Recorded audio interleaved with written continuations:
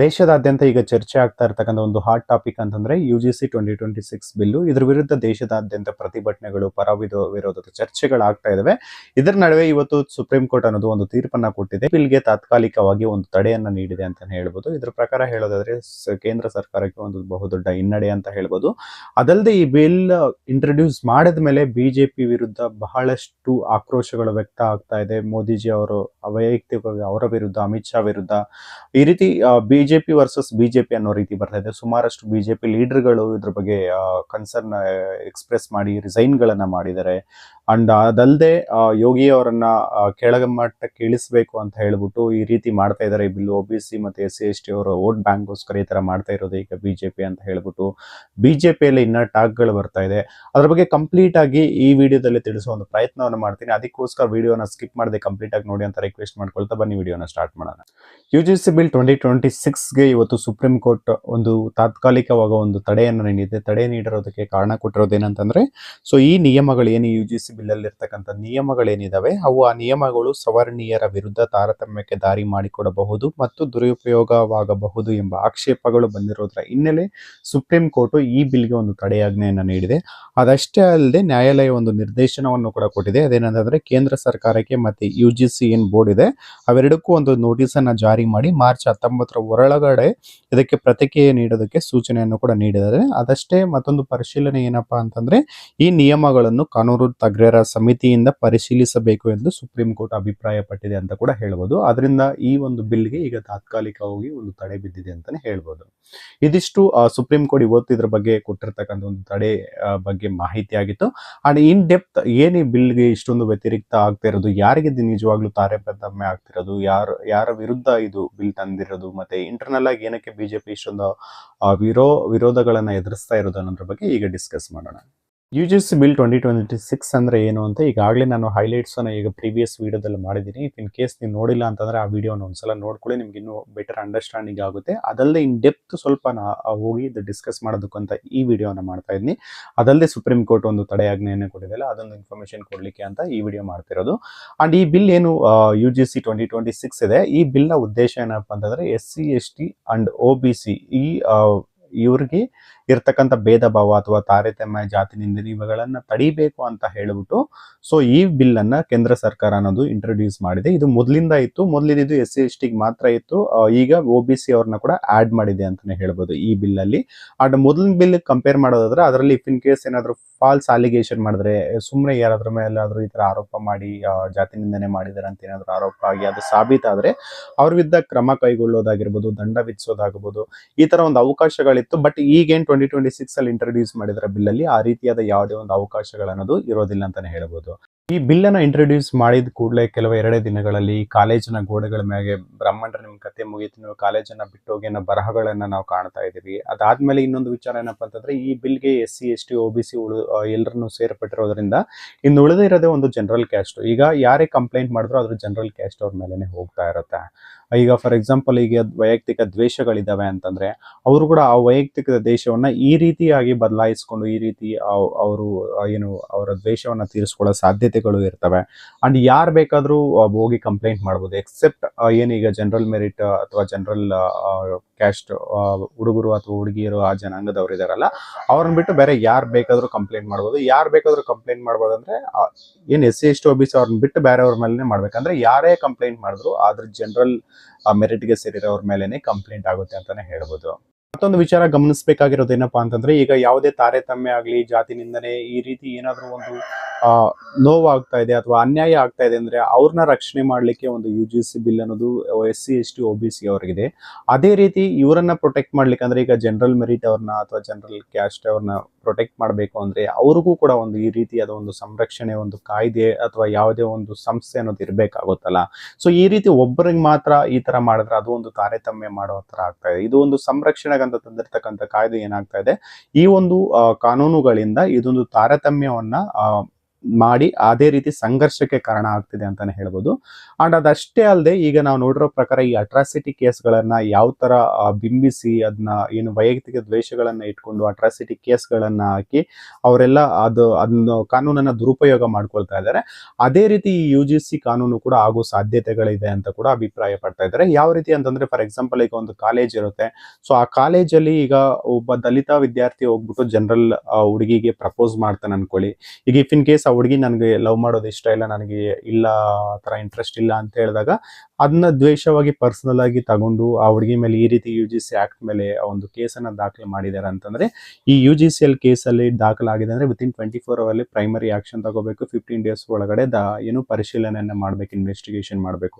ಇಷ್ಟೊಂದು ಶೀಘ್ರವಾದ ಕ್ರಮವಾಗಿ ಕೈಗೊಳ್ಳಬೇಕಾಗಿರೋದ್ರಿಂದ ಸೊ ಅದಾದ್ಮೇಲೆ ಏನು ಕೋರ್ಟ್ಗೆ ಹೋಗಿ ಅದೆಲ್ಲ ಆಗ್ಬೇಕಂದ್ರೆ ಅಷ್ಟು ಒಳಗಡೆ ಒಬ್ಬ ವಿದ್ಯಾರ್ಥಿನಿ ಅಥವಾ ಅವ್ರು ಏನು ಯಾರು ಕಂಪ್ಲೇಂಟ್ ಮಾಡಿರ್ತಾರೆ ಯಾರ ಮೇಲೆ ಅವ್ರ ಜೀವನ ಹಾಳಾಗೋ ಸಾಧ್ಯತೆಗಳು ಕೂಡ ಇರ್ತವೆ. ಈ ತರ ಕೂಡ ಈ ಕಾನೂನನ್ನ ಮಿಸ್ಯೂಸ್ ಮಾಡ್ಕೋಬಹುದು ಅನ್ನೋ ಅಭಿಪ್ರಾಯಗಳು ಕೂಡ ಈಗ ದೇಶದಾದ್ಯಂತ ಕೇಳಿ ಬರ್ತಾ ಇದಾವೆ. ಅಂಡ್ ಈ ರೀತಿ ಕೂಡ ನಡೆದಿದ್ದೇವೆ ಅಂತ ಕೂಡ ಹೇಳ್ತಾ ಇದ್ದಾರೆ. ಮತ್ತೊಂದು ವಿಚಾರ ಏನಪ್ಪಾ ಅಂತ ಇದ್ರೆ ಒಬ್ಬ ವಿದ್ಯಾರ್ಥಿ ಇನ್ನೊಬ್ಬ ವಿದ್ಯಾರ್ಥಿ ಮೇಲೆ ಅಂದ್ರೆ SC ST OBC ಅವರು ಹೋಗಿ ಜನರಲ್ ಮೇಲೆ ಇರೋರ ಮೇಲೆ ಮಾತ್ರ ಕಂಪ್ಲೇಂಟ್ ಮಾಡೋದಂತ ಅದೊಂದೇ ಬರೋದಿಲ್ಲ. ಈಗ ಫಾರ್ ಎಕ್ಸಾಂಪಲ್ ಏನಾದ್ರು ಈಗ ದಲಿತ ವಿದ್ಯಾರ್ಥಿಗಳಾಗಿರ್ಬೋದು, SC ST OBC ಅವ್ರು ಏನಾದ್ರು ಈಗ ಫಾರ್ ಎಕ್ಸಾಂಪಲ್ ಕೊಟ್ಟು ಹೇಳೋದಾದ್ರೆ ಈಗ ಒಬ್ಬ PT ಮಾಸ್ಟರ್ ಇರ್ತಾರೆ. ಆ ಕಾಲೇಜ್ ಟೀಮ್ ಅಲ್ಲಿ ಈಗ ದಲಿತ ವಿದ್ಯಾರ್ಥಿ ಹೋಗ್ಬೇಕಂತ ಇಂಟ್ರೆಸ್ಟ್ ಇರುತ್ತೆ. ಅಲ್ಲಿ ಮೆರಿಟ್ ಬೇಸ್ ಅಲ್ಲಿ ಸೆಲೆಕ್ಟ್ ಮಾಡಿರ್ತಾರೆ. ಯಾರು ಅರ್ಹತೆ ಇರ್ತಾರೆ ಅವ್ರಿಗೆ ಸೆಲೆಕ್ಟ್ ಮಾಡಿರ್ತಾರೆ. ಯಾರು ಚೆನ್ನಾಗಿ ಆಡ್ತಾರೋ ಅವ್ರನ್ನ ಸೆಲೆಕ್ಟ್ ಮಾಡಿರ್ತಾರೆ. ಈ ಹೋಗಿ PT ಸರ್ ಹೇಳ್ತಾರೆ, ಸರ್ ನಾನು ಆಡ್ಬೇಕಂತಿದ್ದೀನಿ, ಇದು ಮೆರಿಟ್ ಬೇಸ್ ಅಲ್ಲಿ ಸೆಲೆಕ್ಟ್ ಮಾಡಿರೋದು ಅಂತ ಹೇಳ್ಬೇಕಾದ್ರೆ ಇಫ್ ಇನ್ ಕೇಸ್ ನೀವು ನಾನು ಸೆಲೆಕ್ಟ್ ಮಾಡ್ಕೊಂಡಿಲ್ಲ ಅಂತಂದ್ರೆ ನಾನು UGC ಆಕ್ಟ್ ಮೂಲಕ ನಿಮ್ಮ ಮೇಲೆ ಕೇಸ್ ಹಾಕ್ತೀನಿ, ಈ ರೀತಿ ಡೈರೆಕ್ಟ್ ಆಗಿ ಧಮಕಿಗಳು ಕೊಡೋದಾಗಿರ್ಬೋದು. ಇಫ್ ಇನ್ ಕೇಸ್ ಯಾವುದೇ ಒಂದು ಟೀಚರ್ ಅವ್ರಿಗೆ ಒಳ್ಳೆ ಮಾರ್ಕ್ಸ್ ಕೊಡ್ತಾ ಇಲ್ಲ ಅಂತಂದ್ರೆ ಈ ತರ ನಿಮ್ಗೆ ನಾನು ಕೇಸ್ ಹಾಕ್ತೀನಿ ಅಂತ ಎದುರಿಸೋಡು, ಆ ತರ ಈ ಕಾನೂನನ್ನ ಮಿಸ್ಯೂಸ್ ಮಾಡ್ಕೊಳ್ಳೋ ಅವಕಾಶಗಳು ಕೂಡ ಇದೆ ಅಂತ ಕೂಡ ಹೇಳ್ತಾ ಇದ್ದಾರೆ.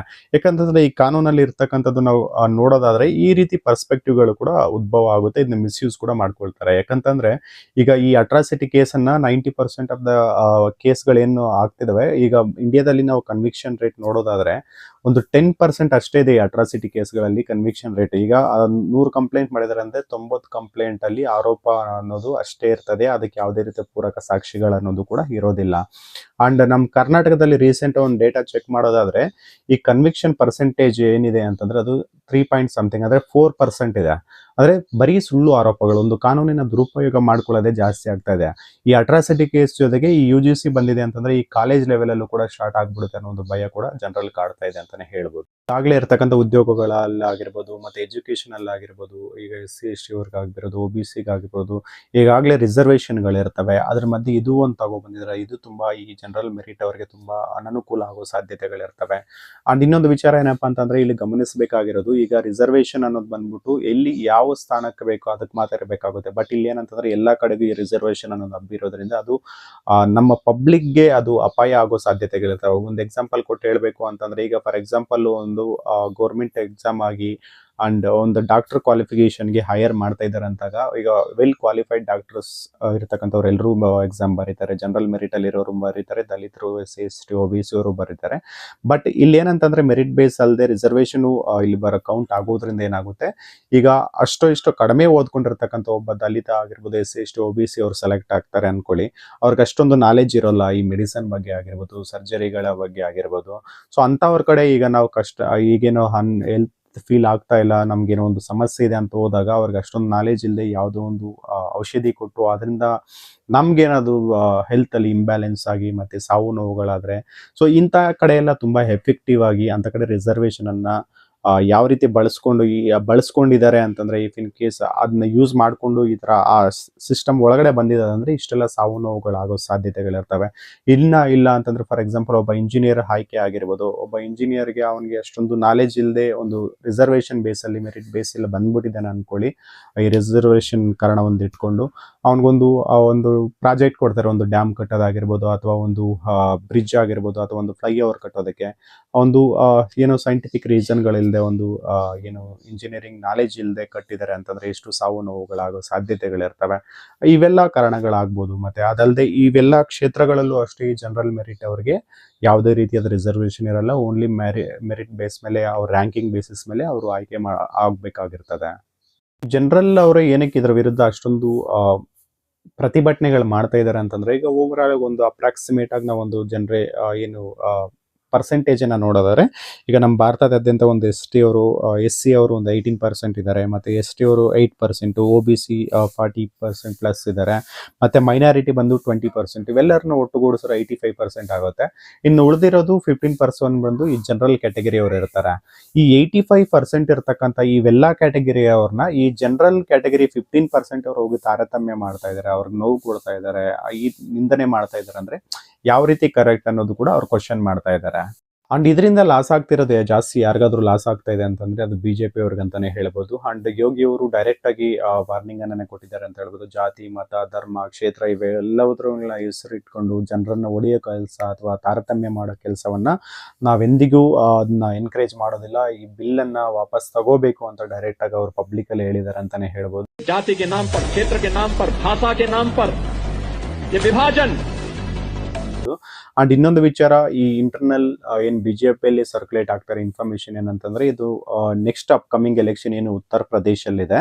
ಸೊ ಅಲ್ಲಿರ್ತಕ್ಕಂಥ ಉತ್ತರ ಪ್ರದೇಶದಲ್ಲಿ ಹೆಂಗಿದ್ರು ಬಿಜೆಪಿಗೆ ಏನು ಜನರಲ್ ಕ್ಯಾಟಗರಿ ವೋಟ್ಗಳಿದಾವೆ, ಇನ್ನು ನೆಕ್ಸ್ಟ್ ದಲಿತರು, SC ST OBC ಅವರ ವೋಟ್ ಬ್ಯಾಂಕ್ ಬೇಕು ಅನ್ನೋದಕ್ಕೋಸ್ಕರ ಈ ಒಂದು ಬಿಲ್ ಅನ್ನ ಇಂಟ್ರೊಡ್ಯೂಸ್ ಮಾಡಿದ್ದಾರೆ.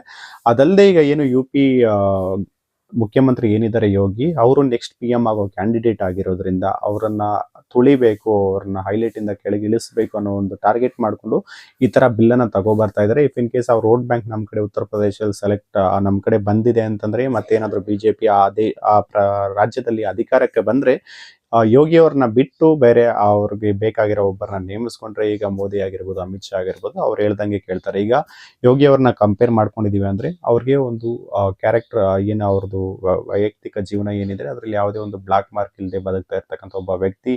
ಅಂಡ್ ಲಾ ಅಂಡ್ ಆರ್ಡರ್ ಅಂತ ಬಂದಾಗ ಯಾರ್ದು ಇನ್ಫ್ಲೂಯೆನ್ಸ್ ಆಗಿರ್ಬೋದು, ರೆಕಮೆಂಡೇಶನ್ ಆಗಿರ್ಬೋದು, ಯಾರ್ದು ಮಾತುಗೂ ಕೇಳೋ ಅಂತವ್ರಲ್ಲ.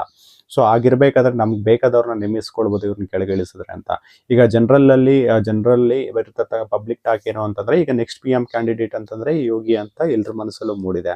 ಸೊ ಅದನ್ನ ಕಮ್ಮಿ ಮಾಡಬೇಕು ಅಂತ ಅಮಿತ್ ಶಾ ಅವರು ಟಾರ್ಗೆಟ್ ಮಾಡ್ತಾ ಇದ್ದಾರೆ ಅಂತ ಕೂಡ ಹೇಳಲ್ಪಡ್ತಾ ಇದ್ದಾರೆ.